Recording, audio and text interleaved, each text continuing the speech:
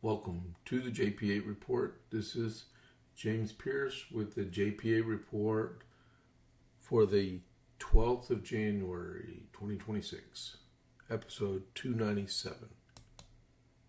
Good morning, everyone. This is James with the JP8 report, coming to you from Copperas Cove, Texas. It's been a long weekend. Well, yesterday was a long weekend. And I'll tell you more about it because you saw what the title was. I'll tell you a little bit about it right after we do the America 250. Good morning, everyone. So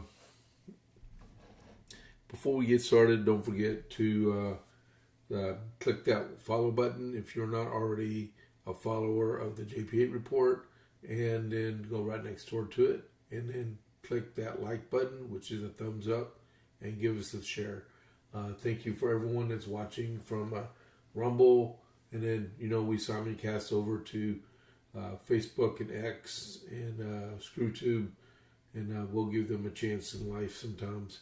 But it's a really good day so far. It's 6:30 in the morning, but we're trying to make it great here. Had a pretty fun weekend. We went and saw Greenland 2 migration. I give it 3.5 out of 5 stars. It was actually pretty good. If you have any comments, please engage me on the chat. I'll do my best to answer them during the podcast, and then leave us a follow on the comment section. I looked over at my screen over here, and it was like half my head was cut off. But I looked at my OBS, and it's full screen, so that's good.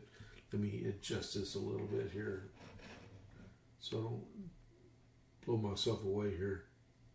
All right, so we went and saw migration, and it was pretty cool. We went and saw it like 7:50 an hour with our daughter, and I was exhausted, and then we had to get up and get ready for church the next morning.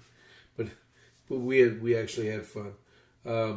But yeah, please follow, like, and share. Follow, like, and share, and chat, please, okay? All right? If you know, you know, but this is great. And then I will have my regular JP8 report at noon today. And then tomorrow morning, I will not have the morning report that I'm doing right now at 6:30. I have a VA appointment, so I got to go get blood drawn, and then I'll come back and get ready for the JP8 report. And then I'll tell you about that at the end. This stuff is more important. Okay, so America 250. There's 2 engagements for yesterday for 11 January 1776. Lieutenant Henry Knox, we all know he got all those cannons and stuff from Fort Ticonderoga. He's still making progress getting these things through all the winter weather and stuff to get back to Boston, to turn the tide at the siege of Boston.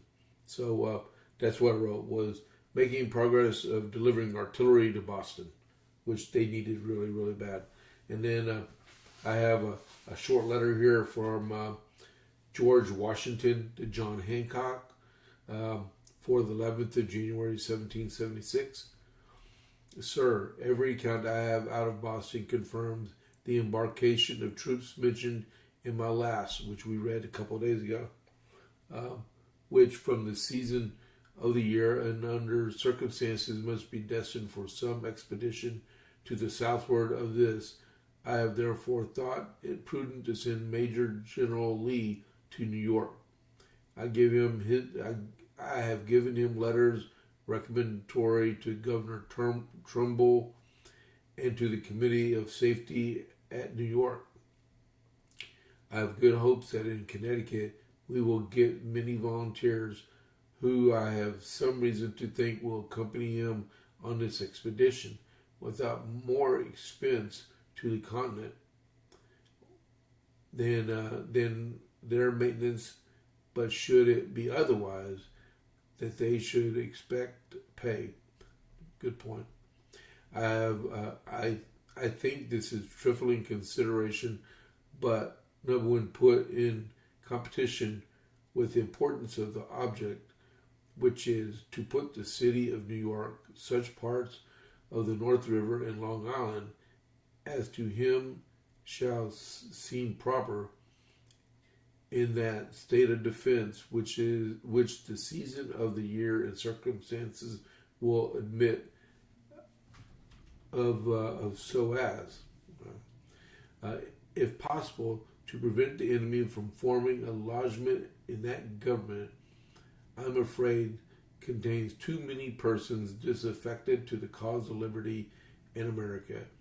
I have also wrote to Lord Stirling to give him all the assistance that he can with the troops under his command in the Continental Service, provided it does not interfere with any orders that he may receive from Congress relative to them. I hope the Congress will approve of my conduct in sending General Lee upon this expedition. I am sure I mean it well. As experience teaches us, it is much easier to prevent the enemy from posting themselves than it is to dislodge them after they get possession. The evening of the 8th was a party of men under my command of Major Coulton were ordered to go and burn some houses which lay at the foot of Bunker's Hill and to the head of Charlestown. They were also ordered to bring of the guard, which we expected consisted of an officer and 30 men. They crossed the mill dam and about half after 8 o'clock and gallantly executed their business, having burned 8 houses and brought with them a sergeant and 4 privates of the 10th Regiment. There was but one man more there than who. Oh, man, okay. There was but one man more there who, making some resistance, they were obliged to dispatch. The gun that killed him, the only one that was discharged by our men, though several hundreds were fired by the enemy from within their works, but in so confused a manner that not one of our people was hurt. That's good. Our enlistments go on very heavily. I am, with great respect, sir, your most humble, obedient servant, George Washington. So that was really encouraging letter with some stuff, and it showed that he was actually a serious commander, which is good. There will be more this afternoon for the 10th of January. Oh, 12th of January, I'm sorry. Now, I got to get the Stream Deck working. Okay, so this is the Dalmatian. Y'all know them well. They make smash burgers and dogs right here in Copperas Cove, Texas. All their ingredients are homemade and fresh, including their buns. And they're open Tuesday through Saturday from 11 to 2 and from 5:30 to 7 unless they sell out. And they're located on the west side of Copperas Cove behind Bush's Chicken. All right? Now, one caveat to that is today at lunch is their first day. They will be open from 11 to 2 on Monday. And in addition to that, they have a trivia day they're doing today. They're doing Star Wars Trivia Day. If you come in and play Star Wars Trivia with them, they're going to be giving $1 off their burgers, and they're going to be giving $2 off if you get burgers and a side order. You just got to come in this afternoon from 11 to 2 and play Star Wars Trivia with them while you're ordering. You ought to see it when you go in and you order. They got a TV in the background, and don't do is play it for white noise, but they put movies on there, so when people come and order, they get a little bit of sight of what's going on and stuff. So that's that was the Dalmatian Burger Group in the west side of Copperas Cove behind Bush's. I don't think I'm gonna have time to even go to, because I got my 12 o'clock podcast going on. Unless I get it all written up and ready to go before then. I might take a quick trip down there. Give me $1 off. Because I know my Star Wars trivia. All right. If y'all like Star Wars, let me know in here. Give me a chat here real quick. All right. The first movie I ever saw in my entire life was Return of the Jedi. That was the only time I ever got to go to the movies before. I was like 13 years old when it came out, and my parents actually let me go watch it at the theater. That seems so long ago, too. All right. So, before we get started, don't forget to click that follow button, and don't forget to click that like button, please, okay? And don't forget, you can always chat with me. All right. So, JP8 report. As of right now, I looked right before I came back here. I have not seen a press release or on X or on Bongino report of Dan Bongino's announcement that's coming out today. Hopefully I'll have it before the 12 o'clock podcast. We will see. All right. So what I was alluding to with the title of the podcast was Crazy Cat. I moved into a studio and it still sounds off. Okay. So the title, we lost one of our own. I live in Copperas Cove, and Saturday night we lost a police officer here in an exchange of gunfire. I'm sorry about this distraction. So I'll read these to you. You can see it was police officer Elijah Garrettson. And it is with profound sadness that we confirm the line of duty death of Officer Elijah Garrettson, badge number 118. At our request, the Texas Rangers are conducting an investigation into an officer-involved shooting that occurred on January 10th, 2026, which resulted in the online death of Officer Garrettson. The suspect was later located, and following a lengthy negotiation attempt, the suspect took his own life. As we begin to navigate this incredibly difficult time, we ask for your understanding and patience as our department, Officer Garrettson's family, and our law enforcement community family grieve this tremendous loss. And out of respect to those affected and ongoing investigation, no further details, no further information is being released at this time. And we ask the community to keep Officer Garrett's loved one in our department in your thoughts and prayers. You can see the picture of him right there. And he graduated the police academy last June. He got engaged to Alexis, which my daughter knows. He got engaged to Alexis in July, and this happened on Saturday.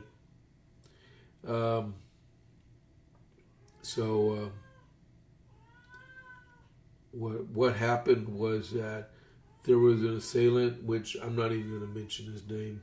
It's not even worth it. But he was convicted, and he was supposed to report back to the court for sentencing, and he didn't. And he was convicted of organized crime. And evidently they found him in one of our very newer subdivisions here in Copperas Cove, and over off of Great Plains and Lost Drive. And something happened. There was an exchange of gunfire, and Officer Garrettson got hit. And from my understanding, and one of my other friends, that's a really good friend of mine here, and he's always on the podcast a lot. He actually chats. I think he's asleep right now. But, oh yeah, so I lost my train of thought. we do believe this is the very first officer lost in the line of duty, and as far back as we can all remember. I mean, people get sick and stuff, but he was killed in the line of duty. Just please keep his family, his daughter, his fiance, and his family all in your prayers, and the police officers. I was telling my family yesterday, I know many police officers on the Copperas Cove Police Department, and this is hard for them. They actually set his cruiser outside the headquarters, and it was decorated with flowers and cards, and people were just going over to pay their respects. So what I'm going to do is I'm going to put his picture back up here. We're just going to take a moment of silence, okay, guys?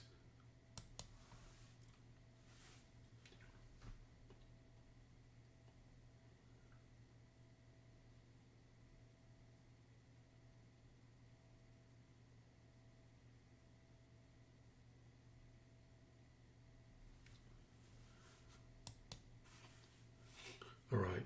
Thank you all very, very much.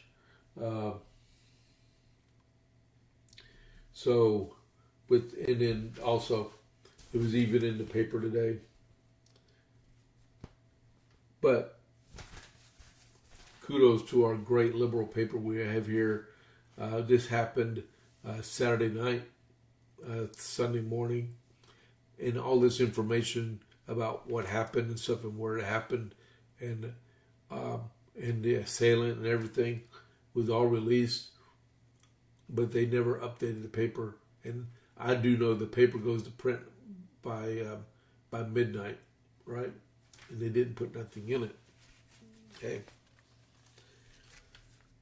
But yeah, so yeah, pray for his family. Okay. So with the JP8 report, the rest of it. So it came out yesterday that the Secret Service had to adjust President Trump's route to the airport. They encountered a suspicious object in the route, so they had to go back and just getting stuff ready here. All right. So, according to Fox News, a suspicious object discovered during a security sweep at Palm Beach International Airport ahead of President Trump's departure from Mar-a-Lago on Sunday prompted the U.S. Secret Service to adjust the president's motorcade route. The White House said the discovery did not disrupt Trump's travel schedule, officials said, as agents evaluated. Let me pull my paper up. Evaluated the item and made security adjustments out of the abundance of caution.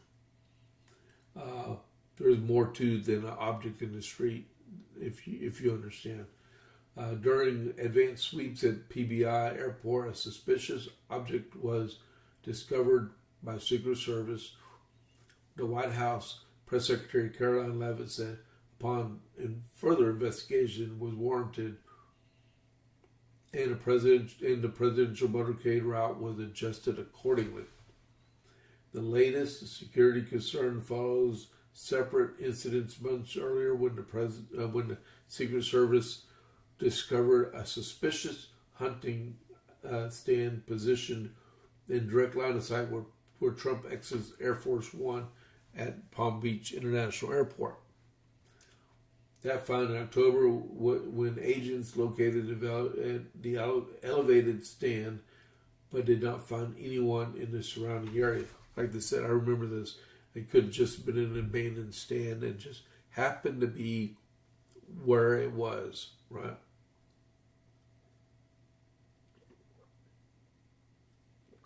All right. Sorry.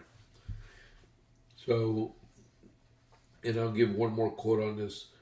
Prior to the president's return to West Palm Beach, Secret Service discovered what appeared to be an elevated hunting stand within line of sight of Air Force One's landing zone. FBI Director Kash Patel said that this was from back in October. No individuals were located at the scene. The FBI has taken investigation lead, flying in resources, collect. They never released any more information about that. So maybe it was a one and out. But, they call a spade a spade. The president's been using that place for 9 years since he was president, and between the time of 2021 and 2025, when the Autopin was president. So, you gotta be safe, right? You gotta be really safe.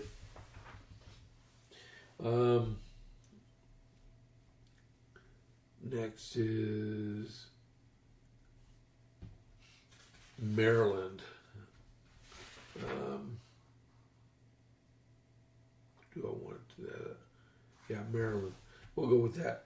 So in Maryland, the situation in Maryland is that they a lot of videos been coming out, and if you have any opinion about the deal, all you have to do is look at the video, especially the ICE agent's video from his cell phone, and you would understand what was going on, because they don't go from like 3 seconds prior to the exchange of gunfire. Well, it wasn't. It was kind of an exchange of employment of gunfire for self-defense. They went back, and for I think they showed about 45 seconds of this lady blocking traffic, laying on her horn, and then her partner, she was outside videoing the agents trying to do their job and taunting them, and then you heard, "Hey baby, let's drive," and you saw the agent's cell phone when the vehicle hit him and caused him to fall. You can go back and look at the videos if you want. My advice is, don't interfere with federal agents trying to do their job. They're just doing the job that was assigned to them. They didn't do this on their own free will. They were given an assignment to go arrest people that were illegals, that were committing crimes, and that's what they were doing. And all these people, these are trained antagonists, demonstrators that get paid to go out there and just disrupt everything in sight. And sadly, it ended this way, but it did, right? It says here, new video footage shared Saturday shows the minutes that led up to the fatal shooting of a Minneapolis woman by a federal agent. According to the Department of Homeland Security, DHS showed on its X account what appears to be a 3.5 minutes of footage taken by a citizen from inside a nearby home, showing the U.S. Immigration Customs Enforcement agents and multiple vehicles out in a residential community. A car can be heard honking its horn repeatedly, while someone can be heard continually blowing a whistle. At one point, the video pans over to what appears to be Renee Good's Honda Pilot that was parked in the middle of the street. The media continues to fail the American people in their reporting on the events in Minneapolis. DHS claimed in the Post, new evidence shows that the anti-ICE agitator was stalking and impeding a law enforcement operation over the course of the morning. Yes, for blocks they were doing this. DHS further criticized the media, writing, "The evidence speaks for itself. The legacy media, or the lamestream media, has lost the full trust of the American people." The video was released 3 days after an event. An ICE agent fatally shot Good as she allegedly drove a vehicle toward officers. She actually drove the vehicle. The circumstances that led to her death has ignited a firestorm of criticism. And who cares about the criticism? They're just doing their job. But there was protests all over the country. The same protests are, just look at the past protests.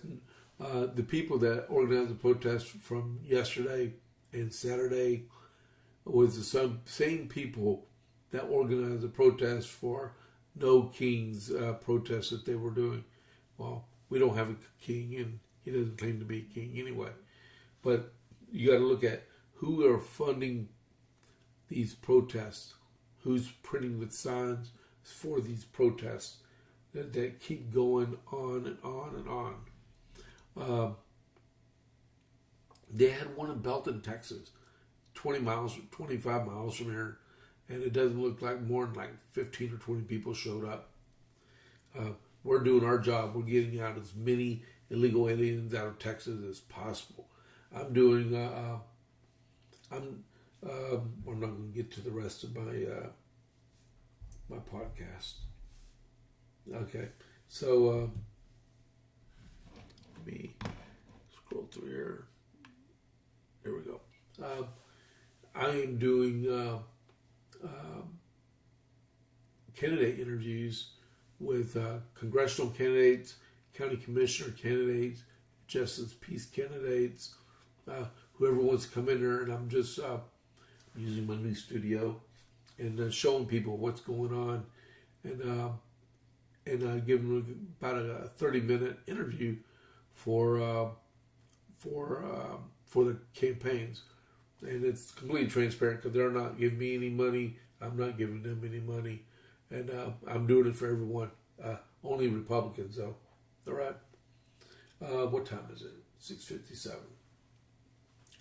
But I did that this weekend. I got 2 scheduled for today, and I got 1 more scheduled for tomorrow. And I got like 2 more people interested in more videos. Pretty neat thing. Also, Indiana is going to be playing Miami in the CFP championship next Monday on the 19th on Martin Luther King Day. And then, so Indiana completely trashed Oregon Ducks the other day. And then Miami won on Friday night. All right. So let's get ready we're going to raid over to Chad Prather's Before the Noise in just a minute. What time is it? I got less than 2 minutes. So I'm going to show you my socials. And don't forget to follow the JP8 report and give us a like, please. All right. So you can find me on X at James Pierce Jr. and Facebook at James A. Pierce Jr. You can find me on YouTube at the JP8 Report 67 Truth, and then JP8Report at gmail.com. All right. And then don't forget, tomorrow morning at 6:30, I will not be on here because I will be at the V8 getting my blood drawn. And then Wednesday, I'm going to have to figure something out because I have an 11 o'clock VA appointment to go over said lab results and some other stuff. When you're a veteran, things break down mighty quickly. All right. What do we got here?